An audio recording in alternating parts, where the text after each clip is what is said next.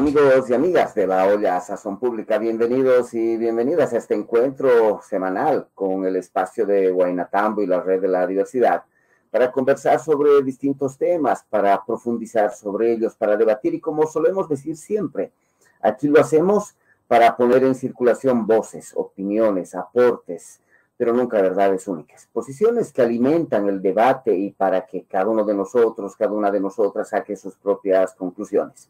Así que bienvenidos, bienvenidas a La Olla Sazón Pública. Y hoy quisiéramos conversar de un hecho fundante de la configuración de nuestros países, nuestro continente y el mundo entero, que tiene que ver con lo que se suele denominar como extractivismos. Y en ese extractivismo, que tiene que ver eso con nuestra historia, pero también con nuestro presente y con nuestras posibilidades de debatir qué sentidos de vida, qué modos de vida queremos generar, cultivar, hacer brotar en nuestros países, en nuestras comunidades, en nuestro continente. Para eso, como siempre, tenemos personas que nos invitan y que nos acompañan en estas conversaciones y en estos encuentros. En este caso nos vamos a ir hasta Argentina y nos vamos a encontrar con una persona muy importante en estas discusiones. El primer texto que recuerdo haber leído de Horacio Machado Arauz, que nos acompaña desde la Argentina, hablaba de Potosí y hablaba justamente del tema de la minería y el extractivismo y cómo eso fue configurando unos modos de vida y unas relaciones en el continente, en nuestros países, y desde ahí colocaba posibilidades de discusión y de alternativas. Horacio, bienvenido, un gusto tenerte en La Olla Sazón Pública, un gusto tenerte con la gente de Huaynatambo y de la Red de la Diversidad. Bueno, Mario, el gusto es mío, un gran abrazo desde acá, desde la zona andina de Argentina. Estamos mucho más cerca de ahí de Bolivia que de Buenos Aires, por ejemplo.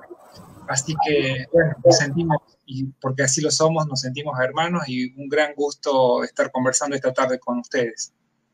Horacio, estás en Catamarca. Exactamente, en Catamarca. Cuéntale un poco a la gente qué haces ahí.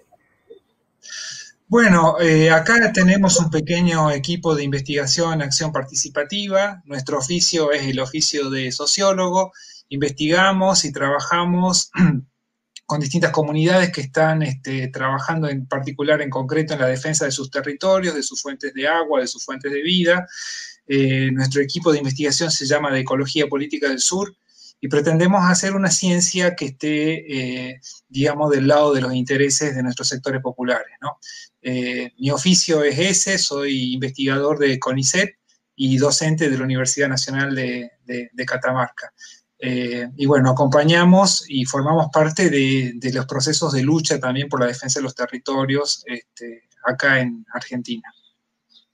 Horacio, entremos. ¿Qué es eso del extractivismo? Cuéntale un poco a la gente y qué tiene que ver con la configuración de nuestros países, de nuestro continente. ¿A qué nos referimos cuando hablamos de extractivismos? Bueno, creo que es una palabra que se puso de moda o que se empezó a ser conocida y divulgada en los últimos años. Estamos hablando, digamos, de cuando se puso énfasis en las últimas 2 décadas en América Latina, un fuerte crecimiento, en general, crecimiento económico vinculado a la intensificación de las exportaciones de materias primas. Tanto gobiernos de derecha como gobiernos de izquierda que empezaban a, digamos, a gobernar y a hablar de ese, entre comillas, giro neoliberal o post-neoliberalismo, estuvieron asentados en un periodo de bonanza centrado en un saldo muy positivo de la balanza de comercio exterior, digamos, la exportación de materias primas. Entonces ahí empezaron algunas voces críticas y de alarma diciendo, bueno, cuidado, que no significa que esto que parece que está bien, hay algunos problemas. La palabra extractivismo se empezó a usar y a divulgar para advertir sobre algunos problemas que se veía o veíamos detrás de ese modelo de crecimiento primario exportador. Pero en realidad la palabra extractivismo nos remite no a los últimos años, sino a los orígenes de nuestra historia, los orígenes más precisamente coloniales de eso que se dio en llamar y en conocer, mal llamar, la entidad geopolítica América, ¿verdad? Eh, el extractivismo en realidad es la práctica económico, política, epistémica y cultural que el conquistador y el colonizador ha iniciado como modo de relacionamiento dominante con la tierra y con los otros y las otras desde 1492 en adelante.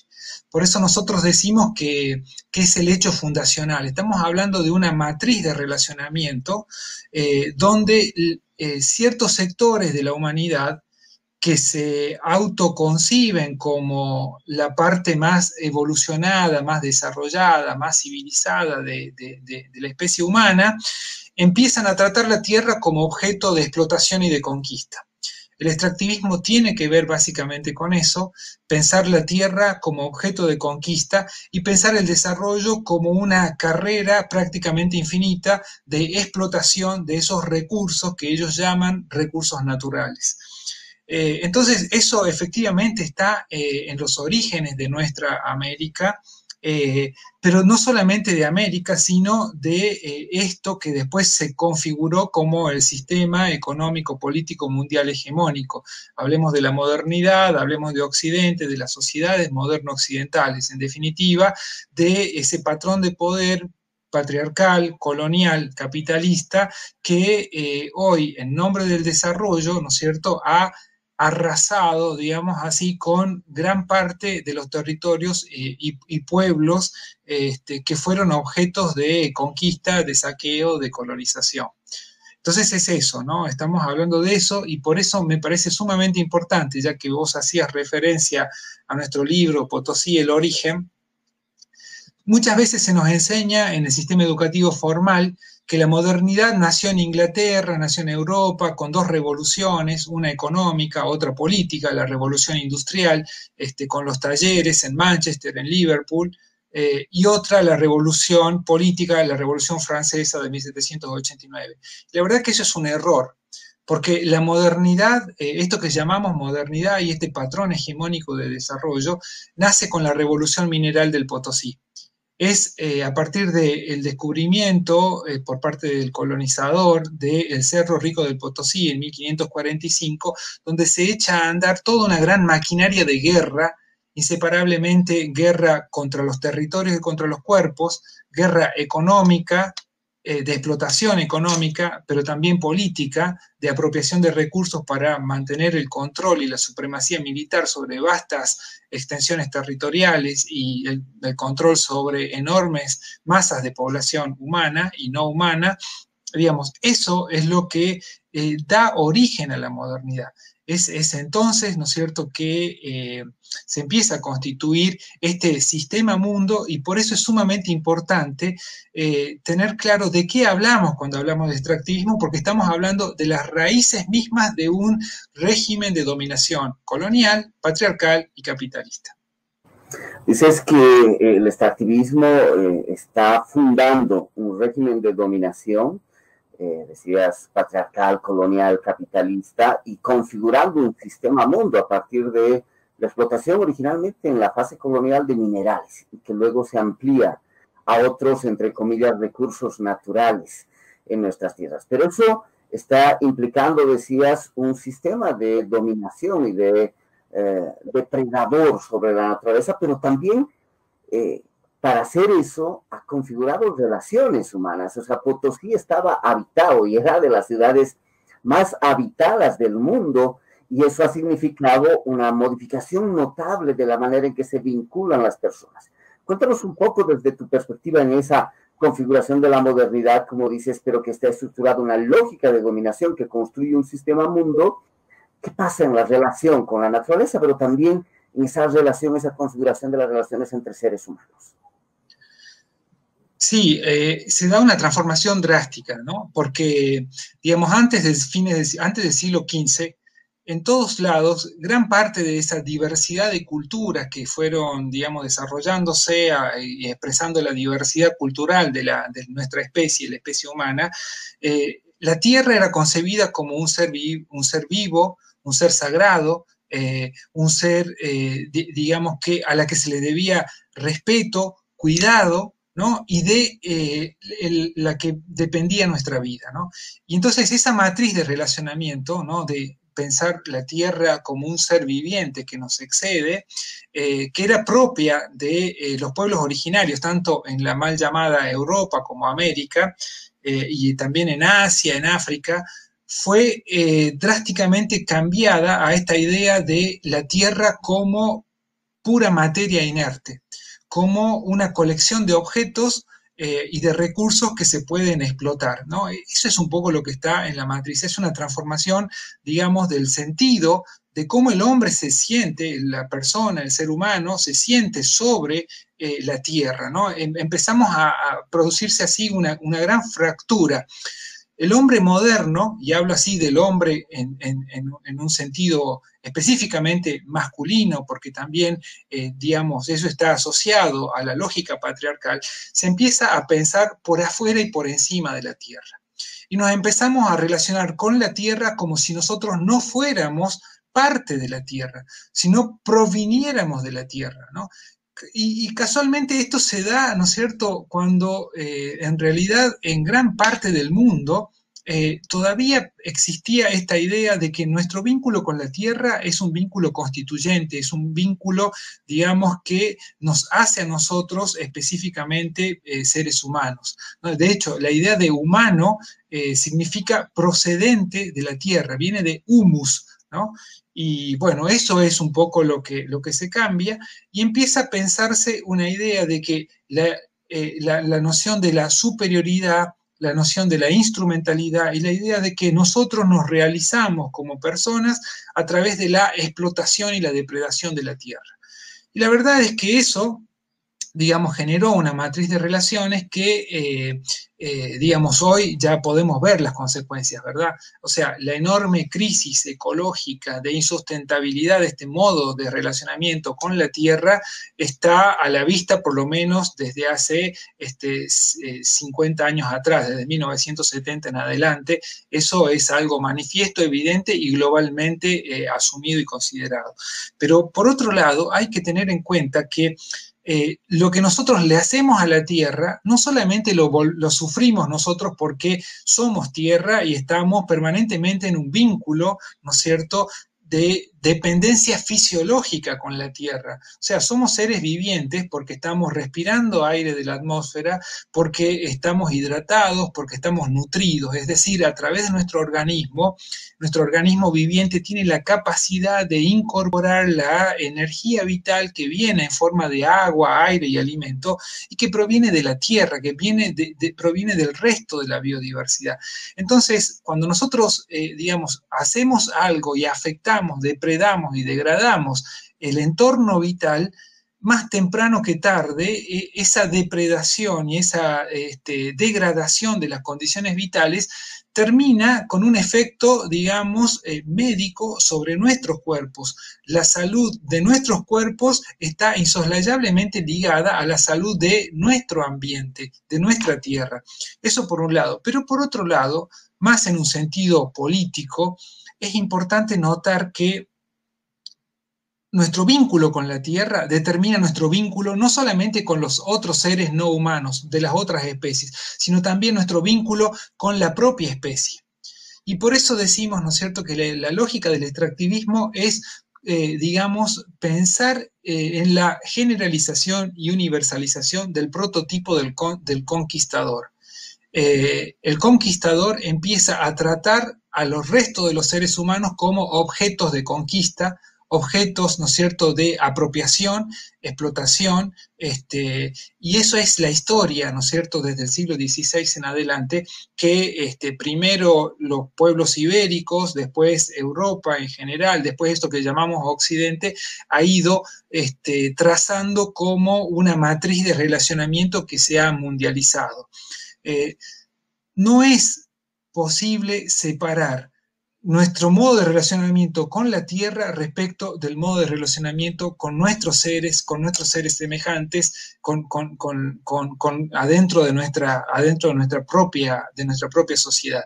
Por eso decimos que el extractivismo no es solo ni principalmente una cuestión ambiental, es una cuestión política, tiene que ver con una matriz de relacionamiento y un patrón de poder que estructura las relaciones sociales dentro de nuestras sociedades en general.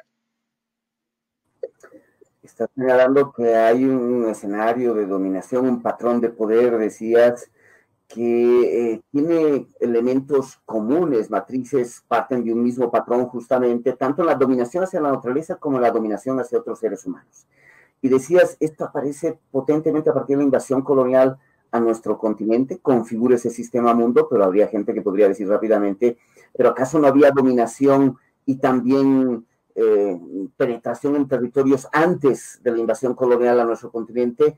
O, desde el otro lado, decir, esto ocurrió en la fase colonial, pero bueno, ya estamos en sociedades más modernas y ahora ya no ocurre de la misma manera. Aprovechamos la naturaleza, pero ya no es este mismo patrón de dominación que se expresaba, por ejemplo, en la esclavitud. ¿Cómo ves ese antes y ese después de ese momento fundante, como dices en tu propio texto, Potosí, el origen, pero más allá de ese momento fundante de Potosí, ¿cómo miras ese antes y ese después? Sí, efectivamente es muy importante esta pregunta que me haces para hacer una aclaración, porque no estamos en una mirada, digamos, de romantización y de idealización del mundo premoderno.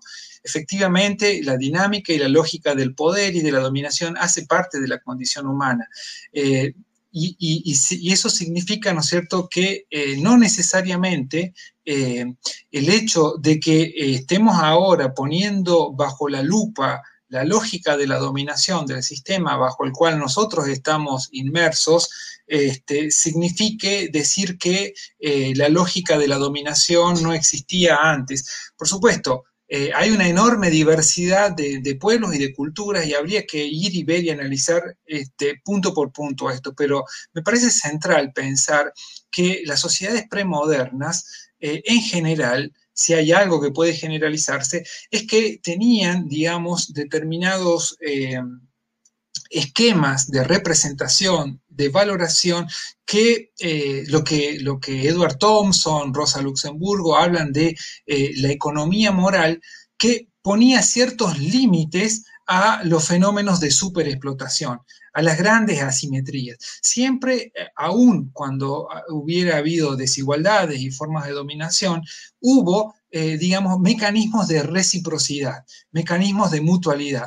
Aún, por ejemplo, aún en el mundo medieval, en la Europa premoderna, por supuesto, el señor feudal estaba en una situación de poder y de privilegio respecto a los siervos de la tierra, al campesinado en general. Pero, de alguna manera, ahí hay una relación de interdependencia y de reciprocidad, aunque asimétrica. El señor y el señor feudal dependía de las cosechas de los siervos. Entonces, de alguna manera, el señor feudal debía responder por la vida y las condiciones de reproducción de la vida de esos señores de la tierra. Esas situaciones y vínculos de reciprocidad es lo que se empieza a producir como fractura. Y lo característico que me parece central de este nuevo patrón de poder tiene que ver con la idea de la generalización del individuo dueño absoluto de su vida y de sus posesiones, digamos, como el patrón de relación fundamental a partir del cual se va a construir la idea de modernidad. El conquistador es eso, se piensa y se siente dueño, no debe respeto ni es responsable por nada más que hacia sí mismo. Lo otro se le presenta simplemente como objeto de su posesión. Y esto, digamos, es muy importante también tenerlo en cuenta desde el punto de vista de la lógica patriarcal que se construye, porque digamos, el varón por excelencia se piensa y se siente como dueño de la tierra y dueño de los cuerpos de los otros, de los trabajadores y de las mujeres. Esta idea o esta lógica que digamos, la gran maestra Rita Segato nos habla de la lógica esa de la dueñidad, de sentirse que uno es absolutamente prescindente del resto, de que la vida de los otros no le importa nada, esa idea de sujeto absoluto, es decir, que está completamente suelto y separado del resto de los vínculos, es, me parece, la clave, ¿no es cierto?, de este modelo de dominación que se empieza a gestar allá en el siglo XVI y que hoy en el siglo XXI ya tenemos, ¿no es cierto?, como la forma mucho más exacerbada de esto que pensamos que es efectivamente la raíz de una falla de un modelo civilizatorio. Nosotros no podemos, digamos, simplemente dar continuidad a la vida si seguimos tratándonos como individuos que solamente mantienen relaciones de posesión, de propiedad, de apropiación y de competencia con el resto, ¿no? Lo que está roto ahí es el régimen de vincularidad. Cuando nuestra vida la llevamos adelante, llevándonos por delante el mundo, digamos, ese es el momento en el que la vida está amenazada. Digamos, de eso estamos hablando y por eso digo que, digamos, esta idea de extractivismo tiene que ver con un patrón oligárquico de apropiación de la tierra. Una extrema minoría se considera dueña del mundo y de hecho funciona como dueño del mundo, ¿verdad? Entonces ese es el principal problema que nos devela el extractivismo. Decías que este modelo, este patrón, se siente además exacerbado y ha generado procesos de profundización en pleno siglo XXI. Cuéntanos un poco el panorama de esos extractivismos en el siglo XXI y en nuestro continente. Bueno, lo que vemos es un escenario que nos remite efectivamente al siglo XVI, a los orígenes de esta historia. Esta historia nace, ¿no es cierto?, con varones armados, violentos, que salen y emprenden una aventura en busca de formas de enriquecimiento rápido y fácil, ¿no? Es la historia de los Pizarro, de los Cortés, de los Colón, etc. Y hoy vemos el mundo, ¿no es cierto?, con muchas similitudes. Muchos varones poderosos, armados, violentos, que se creen los dueños del mundo y que plantean yo primero. Así sea, ese yo evoque, ¿no es cierto?, una idea esencialista de una nación o de un pueblo, ya sea América primero, ya sea, ¿no es cierto?, Europa primero y todo eso. La verdad es que estamos en una situación de profunda degradación de la conciencia colectiva respecto a las fuentes fundamentales y políticas de la producción de la vida. Lo que tenemos es, digamos, la exacerbación de un mundo hobbesiano. Hobbes, el pensador, ¿no es cierto?, por excelencia de la filosofía política liberal, digamos, pensaba esto, ¿no?, que la humanidad era una sumatoria de individuos que cada uno, digamos, tenía una pretensión de apropiación egoísta y de satisfacción de sus propios deseos, etcétera, y que eso naturalmente llevaba a una guerra de todos contra todos, ¿no? Para Hobbes la idea era el hombre es un lobo para el hombre. Y la verdad es que, digamos, esa idea, ¿no es cierto?, de que somos individuos que estamos compitiendo por la apropiación del mundo, eso es lo que está en el origen de este régimen de relaciones sociales que se fue institucionalizando, que se fue normalizando y que se fue mundializando. Y no es que nosotros seamos naturalmente lobos para el hombre, sino que este modelo sociocultural ha transformado a gran parte de la humanidad en esos pequeños monstruitos políticos. Una sociedad de individuos que se piensan con esa lógica no puede construir ninguna comunidad política. La comunidad política tiene que nacer de una conciencia de que hay algo en común. la vida en común es lo que compartimos.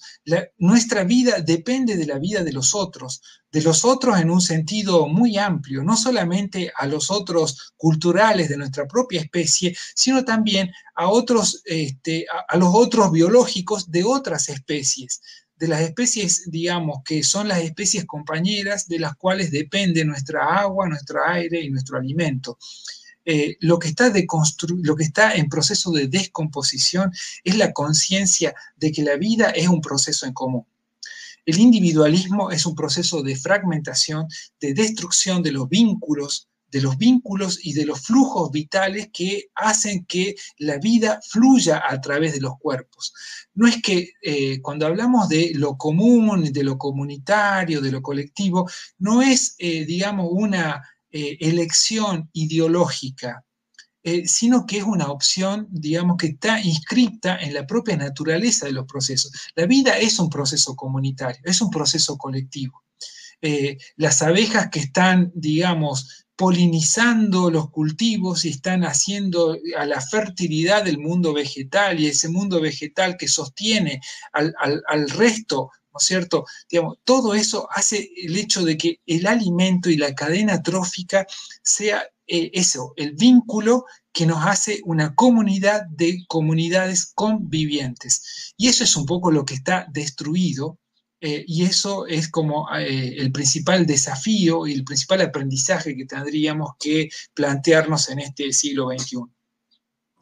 Horacio, tenemos un par de minutitos y quisiera ir a esto que has planteado hacia el final. Decías, la vida en última instancia es fundamentalmente comunidad, pero hay un patrón de dominación, un patrón extractivo y depredador que ha terminado configurando nuestros modos de vida y generando esta suerte de un ser humano también depredador de sí mismo y de las otras personas y de la naturaleza. Y parecería una cosa a ratos un poco fatalista en términos, si eso es así, ese es el patrón dominante a que ha llevado a la mayoría de la humanidad en ese camino, esta suerte de que la vida es comunidad, se destruye y se erosiona cada día más y parecería, por tanto, imposible modificar. Para cerrar, ¿dónde miras esos elementos esperanzadores para tener una trayectoria distinta en nuestras vidas, en nuestros cotidianos, en el fortalecimiento y la regulación de nuestros vínculos, de nuestras formas de vida comunitarias, de los territorios, de nuestra relación con la tierra? ¿Dónde ves signos esperanzadores?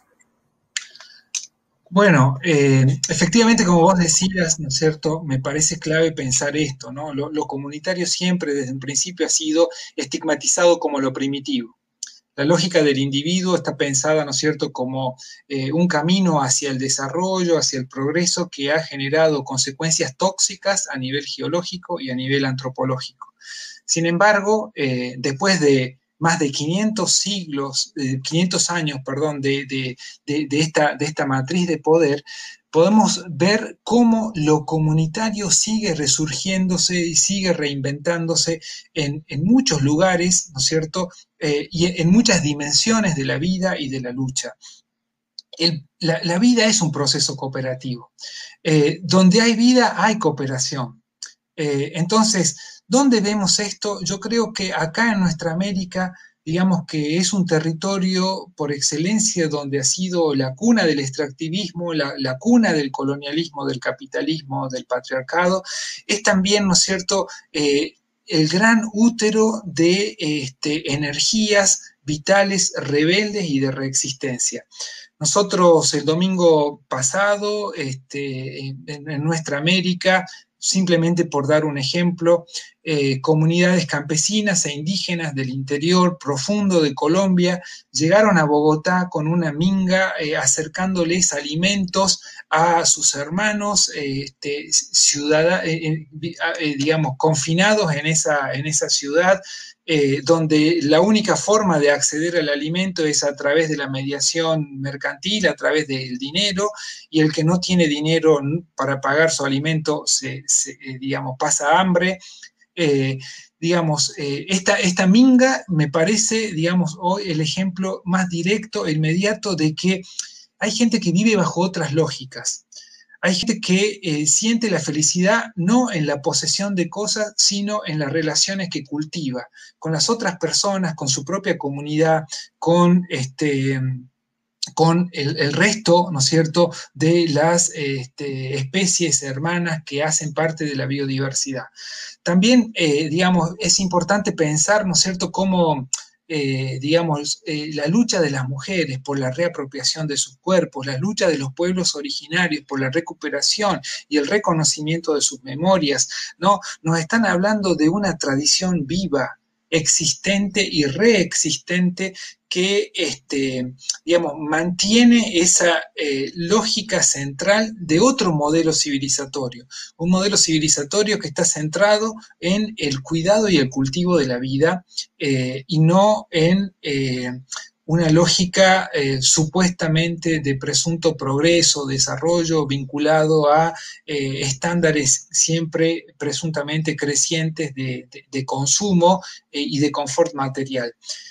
Me parece que nuestra América es un territorio muy rico para ver esa trama de comunidades convivientes, ¿no es cierto?, que justamente ha hecho posible que muchos sectores populares, tanto en las zonas rurales como urbanas, hayan tenido otro nivel de resiliencia respecto, por ejemplo, a esta gran pandemia que está afectando a toda la humanidad.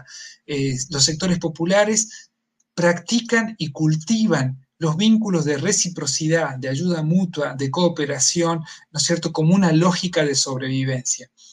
Y esa gente, ¿no es cierto?, que está también hoy, como antes, estigmatizada como los pobres, como los atrasados, como los primitivos, como los que no tienen nada para ofrecer de cara al futuro, nos parece que son para nosotros específicamente las semillas del futuro.